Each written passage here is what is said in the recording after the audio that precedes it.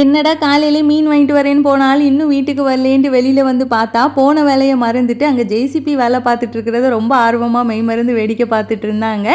நம்ம இடத்துல நேற்று ஜேசிபியை வந்து லெவல் பண்ணதுக்கு வர சொல்லியிருந்தோம். ஏன்னா அடுத்து வந்து நம்ம கார்டன் செட் பண்ணணும், அப்புறமா இன்டர்லாக்லாம் போட்டு பாத்வே ரெடி பண்ணணும். அதெல்லாம் செய்கிறதுக்கு முன்னாடி இந்த லெவல் பண்ணுற வேலையை முடிச்சாதான் அடுத்த கட்ட வேலையை வந்து ஸ்டார்ட் பண்ண முடியும். அதுக்கான வேலைகள் வந்து நடந்துட்டு இருந்தது. அந்த வேலையை தான் அப்படியே மெய்மறந்து பார்த்துட்டு இருந்தாங்க. கடைசியில் அவங்கள தேடி போனோன்னா நானும் அந்த ஜேசிபி எப்படியெல்லாம் ஆப்ரேட் பண்ணுதுங்கிறத பார்க்க ஆரம்பித்தேன்னா ரொம்ப ஆர்வமாக அந்த ஃபுல் வேலையை முடிகிறது வரைக்கும் அங்கேயே நின்று வேடிக்கை பார்த்துட்டு அதுக்கப்புறமா தான் மதியம் லஞ்ச் குக் பண்ணவே ஸ்டார்ட் பண்ணேன்.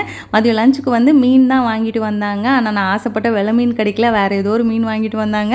அந்த மீனை நான் சாப்பிடவும் மாட்டேன், நிறையா வேறு வாங்கிட்டு வந்துட்டாங்க. கொஞ்சமாக ஃப்ரிட்ஜில் வச்சுட்டு மிச்சம் இருந்த மீனில் வந்து குழம்பு அப்புறமா ஃப்ரை தான் பண்ணியிருந்தேன். மீன் கட் பண்ணி வாங்கிட்டு வந்ததுனால வேலை ஈஸியாக முடிஞ்சிடுச்சு.